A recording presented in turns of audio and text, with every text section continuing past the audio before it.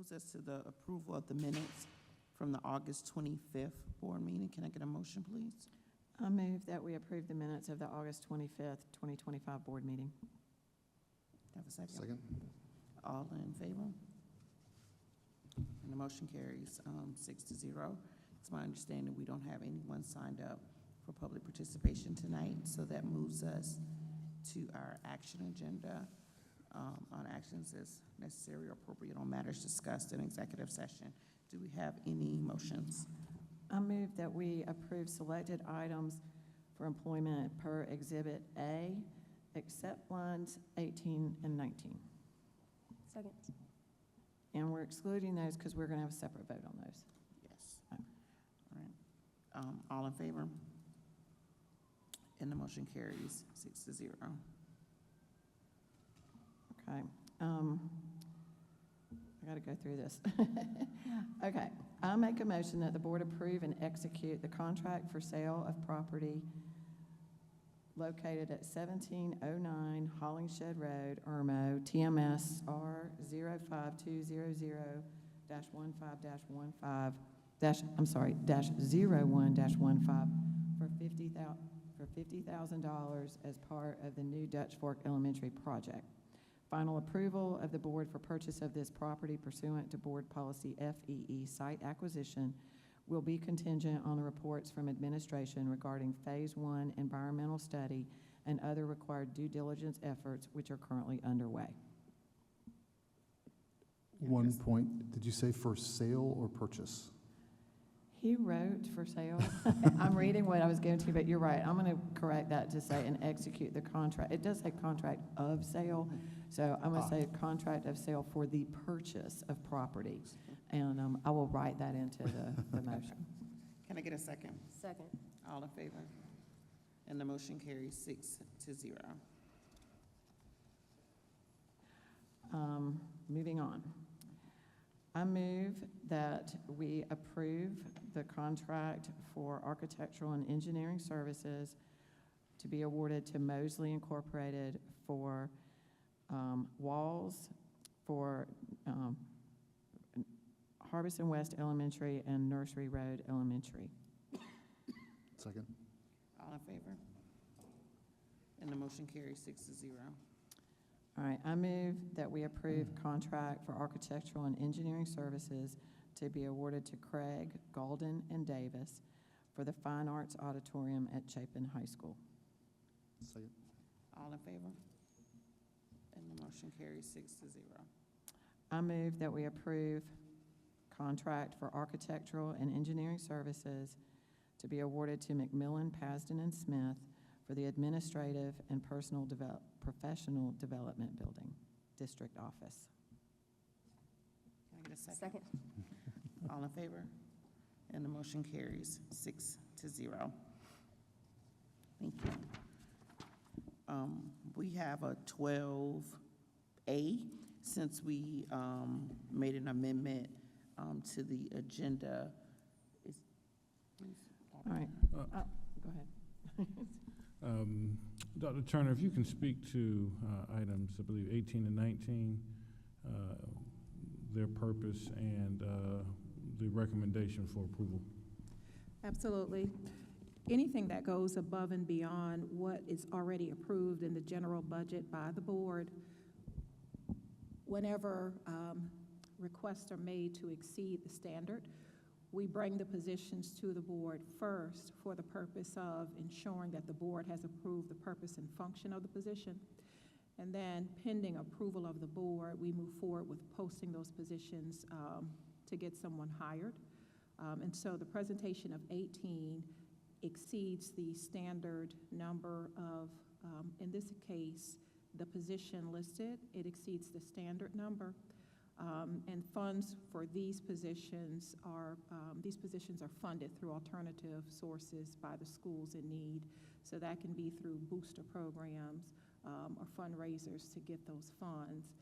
The amount still aligns with the extracurricular schedule, but because those amounts weren't included originally whenever we passed the budget, after they raise funds, we come to you all to say, this particular campus has raised funds to support this additional need, and we seek your approval on those. So that's the relevancy of 18.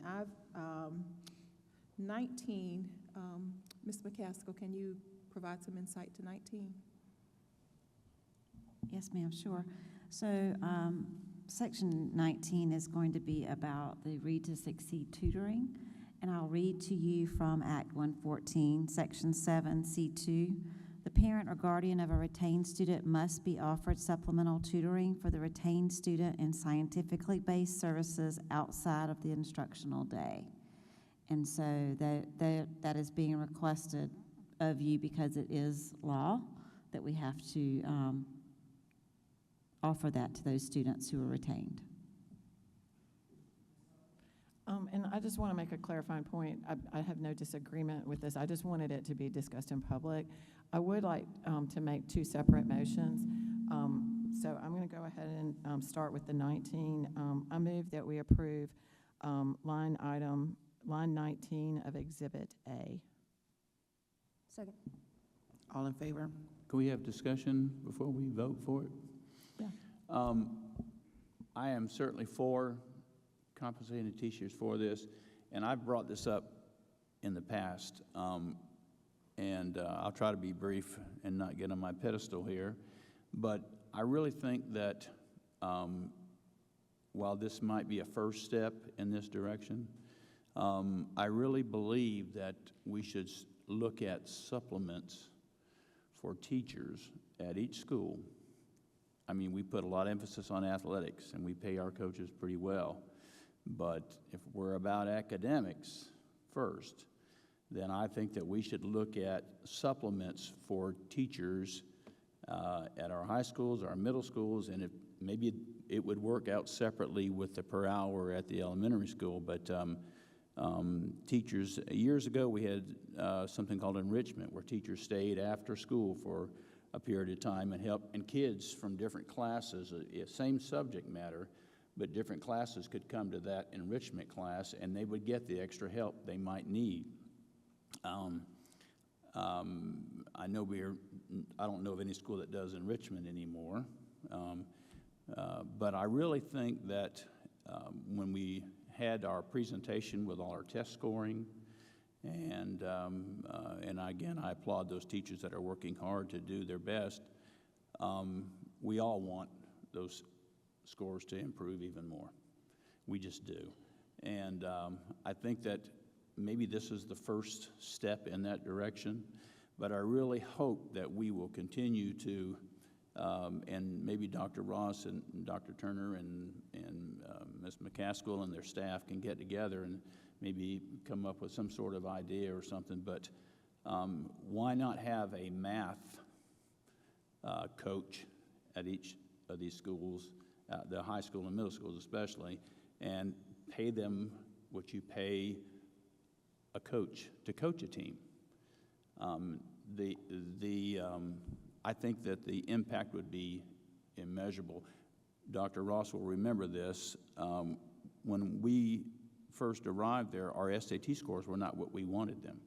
So we put in our own SAT program, our own SAT coaches and everything. And in the first year, we raised 35%, by 35 points, our average SAT scores. So it was just by going that little extra mile. And again, I don't want to get on my soapbox here, but the point being is I think we really should look at, in the face of academics and the things that we're trying to do, putting into place a bona fide stipend for folks that can work at each of these schools and work with the kids. And, again, Ms. McCaskill, I know you would be for that, but the idea is that talking to the teachers and the principals and having some sort of an idea of the best way to implement that. But, and I don't mean $100 for staying after. I mean a genuine year-round stipend, as if you're coaching two sports, right, Dr. Ross? If you're a coach at a winter sport or maybe a 3-year sport, or a fall, winter, and spring. But Dr. Ross wanted to say something. Yeah, I appreciate it. You give me too much credit for the SAT. That was you and Ms. Pillow. But I would like to say that Ms. McCaskill and I are going to be working on a presentation, a budget amendment. It's about Tier 2, just for that fact. It's a heavy supplement for those enrichment opportunities after school. And we think providing that tutoring, that enrichment across the continuum. We have students who struggle in AP classes that could very well use that type of tutoring. So that, and I think, Madam Chair, we talked about Tier 2 also can have counseling.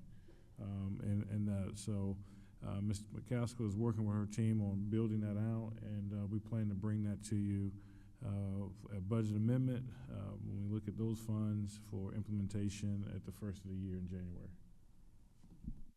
All right, we have a motion on the floor, and it's been properly second. All those in favor? And the motion carries 6-0. I move that we approve line item 18 per Exhibit A. Do I have a second? Well, I need a second first. Second. Thank you. Thank you, Ms. Barnhart. In my experience, I have a couple of concerns. The first one is every school has an athletic director and an assistant athletic director. And we're configured differently. At Dutch Fork and Irmo, the football coach is also the athletic director. At Chapin, we have a football coach and a separate athletic director. And looking at the job description for scheduling, getting officials, getting buses and all those kind of things that go along with athletics. I'm not sure if eligibility is part of that description as well, but I want to share with you, I won't say everybody should know, I want to share with you that every school of those 3 high schools, they have different setups for their booster clubs. Chapin's is the Eagle Club for every sport. It's all under one umbrella. Dutch Fork they have a separate football, a separate baseball, a separate golf, and some sports can raise a lot more money than others.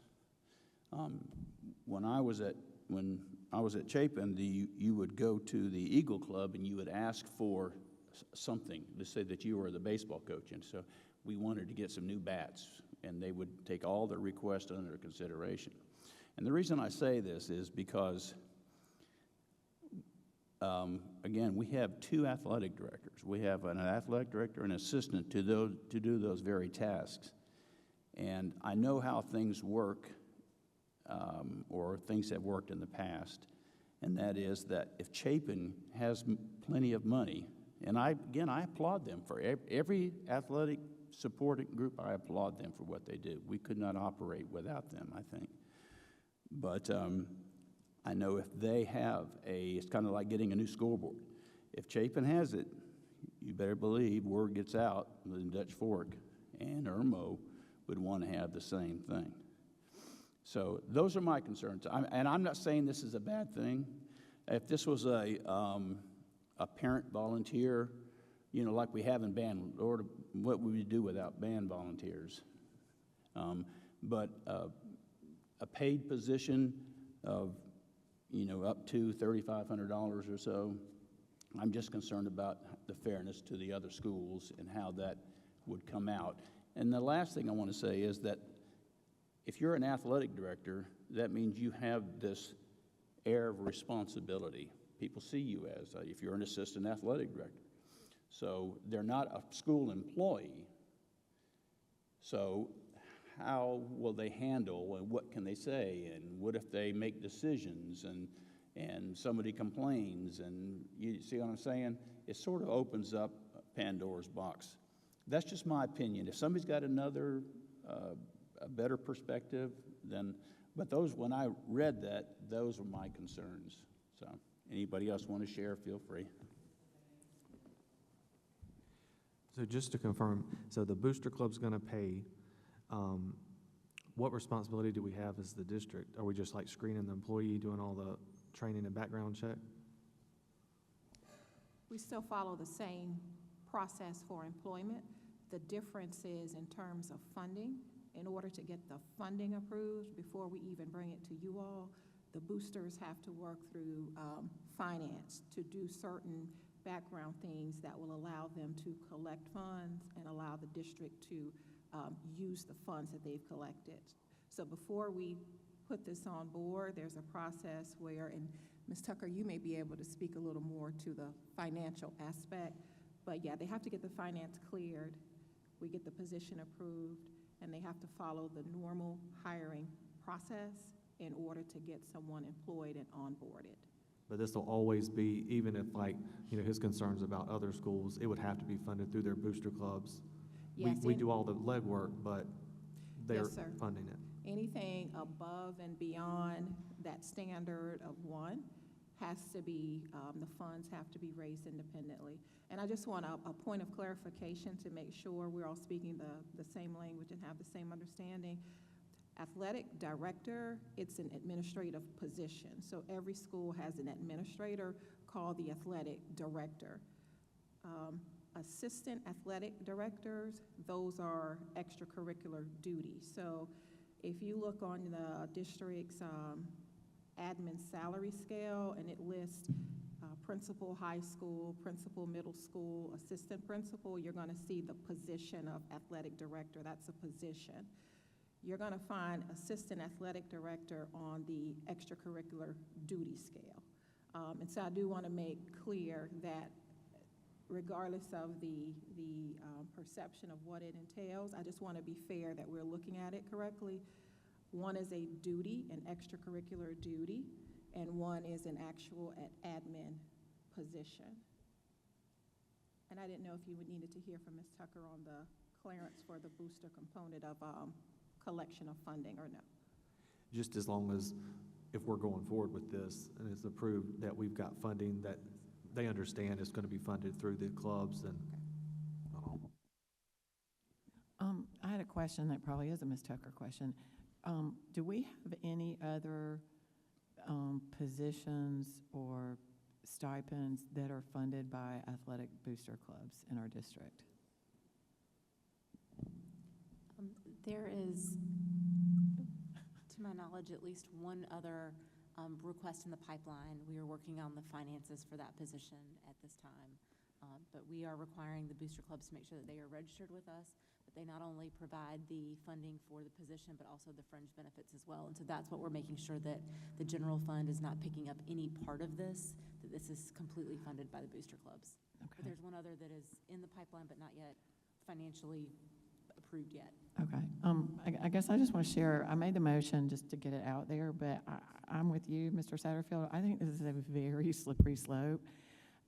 What happens if the funding dries up? Then we're faced with either now we're going to pick it up or we're going to have to let the person go.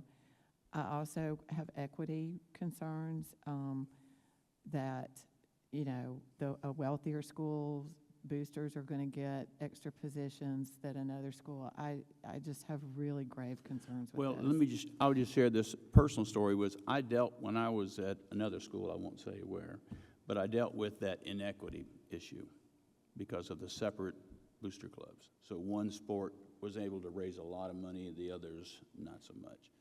And so I had end up taking over some of the responsibilities of what was going on, so we would have equity. The other thing too to think about, and this again, I'm just asking the questions just for clarification, is that according to the job description, they're going to be doing the job that we're already paying people to do. In other words, those things, those tasks of the assistant athletic director, that's a job description that they're responsible for.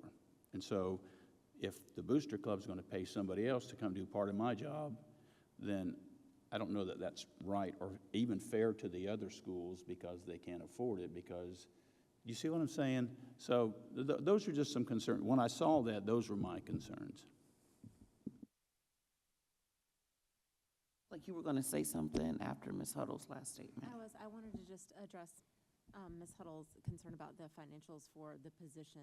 So one of the things that we made sure of is that when the booster clubs bring these forward, that they are writing a check to the district for the entire amount for the year. So they are providing the supplement plus the fringe, and we are putting that in a separate account so that that they wouldn't promise that to us and then spend it on something else. So they are writing that check to the district, and we are holding it to pay that out of for the year. So once the position was awarded through the HR process, that we would be able to cover it for this year. It would not be guaranteed next year. It'd be pending funds. I understand that. I was concerned that what happens in the following year, because, I mean, I was here when we used money for ESSER positions, and we said when the money's gone, the positions are gone. And in reality, that's a really hard thing to do. And so what usually happens is when the money's gone, the district will suck it up. We just have to be realistic about what can happen. We have a motion on the floor and it's been properly second. All those in favor? Well, right now. So where does that leave us with that? Excitement is. I didn't hear what? Nobody raised their hands. Oh, okay. I saw your hand kind of Well, halfway. I Okay. raised my hand, but I was alone to vote. So I assume that they'll bring this back to us maybe in some other format, pending some of the concerns that were brought forth. So that moves us forward to number 13 on the action agenda. I move that we approve second and final reading of proposed revision to Board Policy GCB, Professional Staff Contracts and Compensation per Exhibit I. Do I have a second? Second. Do we have any discussion? All those in favor? And the motion carries 6-0. I move that we approve second and final reading of proposed revisions to Board Policy GCI, Professional Staff Development per Exhibit J. Do I have a second? Second. Do we have any discussion? Questions? All those in favor? And the motion carries 6-0. I move that we approve second and final reading of proposed revisions to Board Policy GCK, Professional Staff Assignments and Transfers. Do we have a second? Do we have any questions or discussion? All in favor? And the motion carries 6-0. I move that we approve first reading of proposed revisions to Board Policy IC School Year per Exhibit L. Do we have any discussion? All in favor? And the motion carries 6-0. Did I skip one? No, ma'am. Okay. So we're going to discuss this one now? I mean, it is first reading. Yes. I guess I was just But we wondering still if need we a could go motion, I think. over the changes. Which one are you talking about, Ms. Huddle? What, the school year? It's late. The first reading, usually we have a little discussion on first reading. Well, I did so- ask. Yeah, you did ask. I apologize. Just wondered for people who are listening, since it is first reading, kind of what the main changes were for the school year. Okay, yes, ma'am, this was for school year. The main changes in this one were we added a parentheses S for calendar, so that allows us the opportunity to bring more than 1 year's worth of academic calendar at the same time. And then we also cleaned up just a little bit the process for if we are going to ask the board to forgive days missed due to weather or other hazardous conditions. Thank you. All right, I move that we approve first reading of proposed revisions to Board Policy BE, School Board Meetings per Exhibit M. Do I have a second? Do we have any discussion? All those in favor? And the motion carries 6-0. I move that we approve first reading of new Board Policy BEA, live streaming of board meetings per Exhibit N. Do I have a second? Second. Do we have any questions or discussion? I did, and I apologize, it's just, I had problems getting on my computer, but could we go over the main changes for that? Yes, ma'am. This policy is a new policy, so we based it on the guidance given us by the School Board Association and the Department of Ed. And it really is exactly the guidance given by the School Board Association with two changes. The first is, instead of listing specific options or specific online products such as YouTube or Facebook Live as options for streaming the board meetings, we just kept it sort of general as an appropriate streaming platform. That way, that allows us some flexibility as technology changes and other products become available. The second thing was that we left out the section on access to broadband, which says that we will work to achieve streaming capabilities and, if necessary, ask the state board for an extension to be able to provide streaming, because we're already streaming and we have a suitable product available. So those were the only two changes. I guess I had a question. So we did follow it. Is the officers' meeting considered, because we talked about that before, that's considered a committee meeting, or what's that under this? I believe it's going to be the board's position that it is a Okay. committee meeting. I just wonder if we should add officer meetings to here's why. We actually have a separate policy on committees. And so, and we don't use committees. So I'm just wondering, from a standpoint of being crystal clear, if we should just add the word officers meetings or officer agenda setting meetings or something like that. Just a suggestion. I'm happy to do that if that's what the board would like. Sure. This is just a question, and for those who might be out there wondering, we normally all have big packets of papers, but we don't have them tonight, so we're kind of on our phones or laptops. But there's the part right under that, the section access to broadband, and it's the accommodations for the Americans with Disabilities Act, the ADA.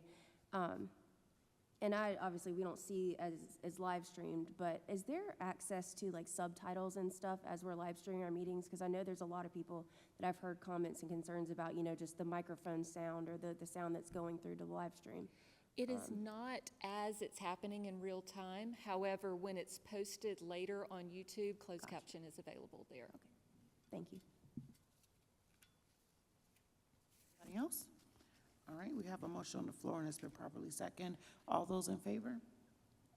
And the motion carries 16-0. Thank you so much, Ms. Taylor.